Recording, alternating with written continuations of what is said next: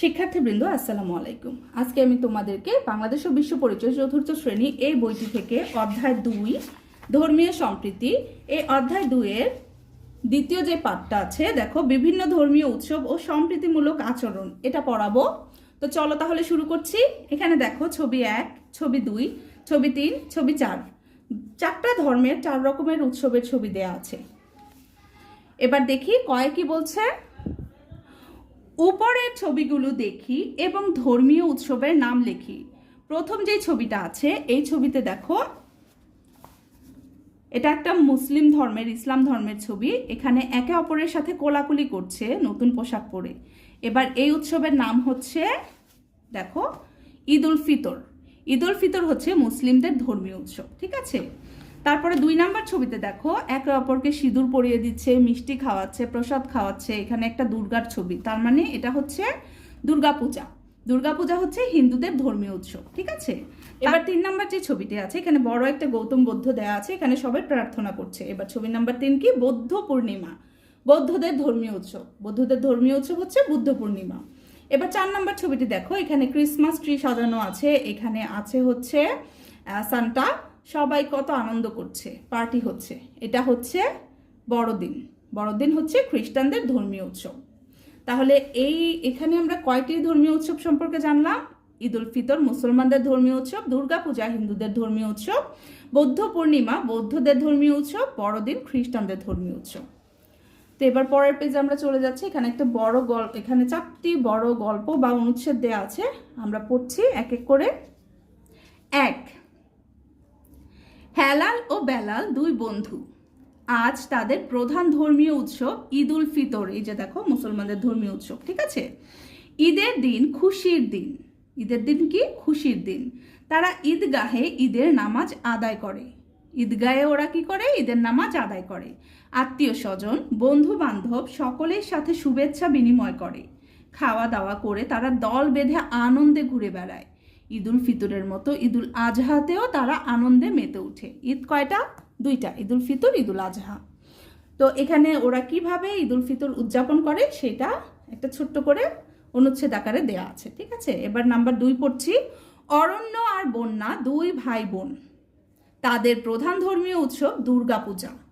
তারা মা বাবার সাথে মন্দিরে পূজা করে। হিন্দুরা কোথায় পূজা করে? মন্দিরে পূজা করে। সবার সাথে শুভেচ্ছা বিনিময় করে। এ সময় প্রসাদ হিসেবে বিভিন্ন রকমের মিষ্টি, ফল ও নাড়ু খায়। হিন্দুরা কি খায়? প্রসাদ খায়। প্রসাদ হিসেবে কি কি খায়? মিষ্টি, ফল ও নাড়ু খায়। প্রতিবেশী ছেলে মেয়েদের সাথে নানা ধরনের খেলা ও আনন্দ করে।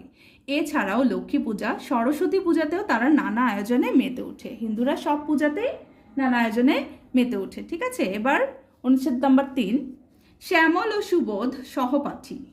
বুদ্ধ পূর্ণিমা তাদের প্রধান ধর্মীয় উৎসব। বুদ্ধ পূর্ণিমা তাদের কি? প্রধান ধর্মীয় উৎসব।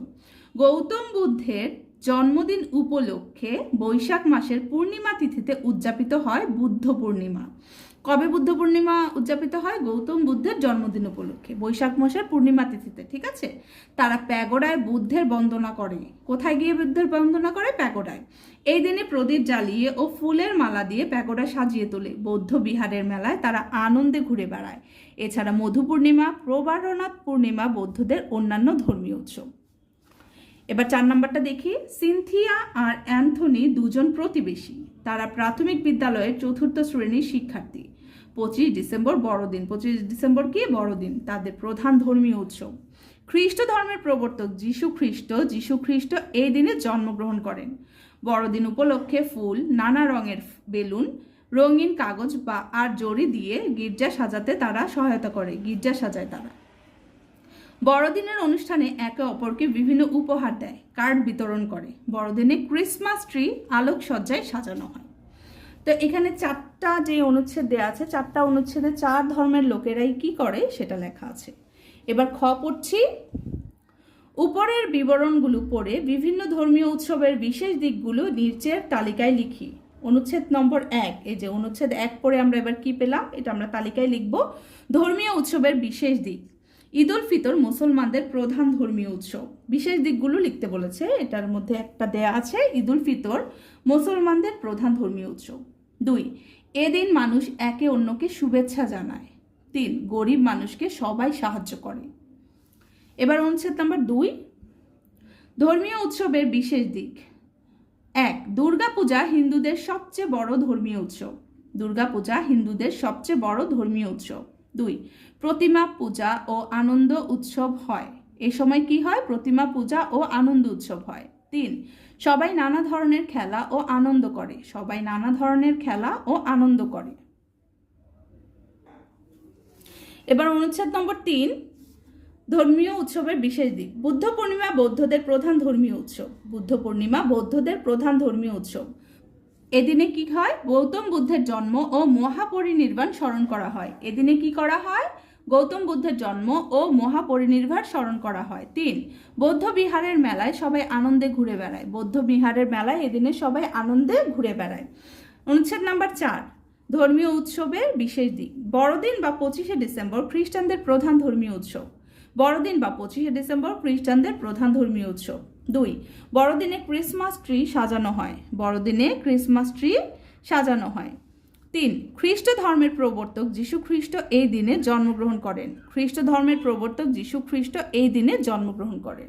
তো 4টি অনুচ্ছেদ পড়ে আমরা ধর্মীয় উৎসবের যে বিশেষ দিকগুলো পেলাম সেগুলো আমরা লিখে নিলাম। এবার দেখি পরে কি আছে। কার্তিক। এখন আজান হবে, তাই ঢাকঢোল বাজানো বন্ধ রাখি। কার্তিক হচ্ছে হিন্দু ধর্মের একজন ছেলে। সে কি করলো? আজান হবে, এজন্য আজানকে সম্মান জানিয়ে ঢাকঢোল বন্ধ রাখলো। আলম। এই রাস্তা দিয়ে রথযাত্রা হবে, চলো রাস্তা ফাঁকা করি। এবার আলম হচ্ছে মুসলমান ধর্মের একজন ছেলে। সে কি করলো? এই রাস্তা দিয়ে রথ যাবে, এই জন্য এই রাস্তাটা ফাঁকা করে দেওয়ার জন্য সবাইকে বলল। দীপা। এবার দীপা বড়দিনের অনুষ্ঠানে গিয়ে সান্তাক্লজের কাছ থেকে সুন্দর উপহার পেয়ে খুব খুশি হয়েছে। দীপা হচ্ছে অন্য ধর্মের একটা মেয়ে। সে কি করলো? বড়দিনের অনুষ্ঠানে গিয়ে সান্তাক্লজের কাছ থেকে উপহার পেয়ে অনেক খুশি হয়েছে। এবার মারিয়া। মারিয়া হচ্ছে খ্রিস্টান ধর্মের একটা মেয়ে। আশ্বিনী পূর্ণিমায় সুমেধের বাড়িতে ফানুস উড়ানো দেখে অনেক আনন্দ পেয়েছি। মারিয়া ফানুস উড়ানো দেখে অনেক আনন্দ পেয়েছে। এখানে চার ধর্মের চারজনকে 4টা ধর্মের প্রতি সম্মান দেখানোর কথা বলা হয়েছে। এবার পরের পৃষ্ঠায় চলে গেলাম। গ পূর্বের পৃষ্ঠার কার্তিক, আলম, দীপা ও মারিয়ার কথার আলোকে বিভিন্ন ধর্মের প্রতি শ্রদ্ধাশীল হয়ে ধর্মীয় সম্প্রীতির উপর একটি অনুচ্ছেদ লিখি। এখানে ধর্মীয় সম্প্রীতির উপর আমরা একটি অনুচ্ছেদ লিখব। দেখো আমি লিখে নিয়েছি। বিভিন্ন ধর্মের মানুষের মধ্যে পারস্পরিক শ্রদ্ধা, সহনশীলতা ও সহযোগিতার সম্পর্কই হলো ধর্মীয় সম্প্রীতি। ধর্মীয় সম্প্রীতি কি? বিভিন্ন ধর্মের মানুষের মধ্যে পারস্পরিক শ্রদ্ধা, সহনশীলতা ও সহযোগিতার সম্পর্কই হলো ধর্মীয় সম্প্রীতি। আমরা ভিন্ন ভিন্ন ধর্ম পালন করলেও সবাই মানুষ হিসেবে সমান। সমাজে শান্তি ও শৃঙ্খলা বজায় রাখতে একে অন্যের ধর্মীয় অনুভূতিকে সম্মান করা প্রয়োজন। ধর্ম নিয়ে হিংসা বা বিদ্বেষ সমাজে অশান্তি সৃষ্টি করে। তাই ধর্মীয় সম্প্রীতির মাধ্যমে মিলেমিশে বসবাস করাই একটি সুন্দর সমাজ গঠনের প্রধান শর্ত। তো আমি একটা ছোট করে অনুচ্ছেদ লিখে নিয়েছি, তোমরা অবশ্যই স্ক্রিনশট দিয়ে রাখবে। এবার পরের গল্পটিতে চলে যাচ্ছি বা অনুচ্ছেদটিতে আমরা চলে যাচ্ছি। একই পাড়ায় বসবাস করেন জমির মিয়া ও কমল দে। প্রতিবেশী হিসেবে মিলেমিশে থাকার সুনাম রয়েছে তাদের। জমির মিয়া আর কলম দে প্রতিবেশী। দুটি পরিবারের লোকজনের ধর্মীয় বিশ্বাসের ভিন্নতা রয়েছে, কিন্তু পরিবার দুটির মধ্যে সুদৃঢ় সামাজিক বন্ধন গড়ে উঠেছে। তারা একে অপরকে খুবই সম্মান করেন, একে অন্যের ধর্মীয় বিশ্বাসকে শ্রদ্ধা করেন, কারো ধর্মীয় আচার অনুষ্ঠান নিয়ে কখনো কোনো বিতর্ক করেন না, একে অপরের সুখে আনন্দ অনুভব করেন আর দুঃখে সহমর্মী হন। কেউ বিপদে পড়লে সহযোগিতার জন্য এগিয়ে আসেন, একে অপরের ধর্মীয় কাজে সহনশীল হন, নিরাপদ ও শান্তিতে যার যার ধর্মচার পালন করে থাকেন। তারা মিলেমিশে বসবাস করেন, এজন্য অনুকরণীয় এক বন্ধু প্রতিবেশী। তারা খুব মিলেমিশে থাকে, এক কথায়। ঠিক আছে, এবার ঘ কি বললো দেখি। উপরের অনুচ্ছেদটি পড়ি এবং নিজ জীবনে এই গুণাবলী কিভাবে প্রয়োগ করতে চাই তা নিচের ছকে লিখি। আমি আমার জীবনে কিভাবে এটা প্রয়োগ করব সেটা আমি নিচের ছকে লিখব। 1. প্রতিবেশীর সাথে ধর্মীয় সম্প্রীতি যেভাবে রক্ষা করব ক্রমিক। 1. প্রতিবেশীর সাথে মিলেমিশে থাকব। প্রতিবেশীর সাথে মিলেমিশে থাকব। 2. একে অপরকে সম্মান করব। একে অপরকে সম্মান করব। 3. কেউ বিপদে পড়লে সহযোগিতা করব। কেউ বিপদে পড়লে সহযোগিতা করব। 4. একে অপরের ধর্মীয় কাজে সহনশীল হব। একে অপরের ধর্মীয় কাজে সহনশীল হব। তো চারটি আমরা লিখে নিলাম।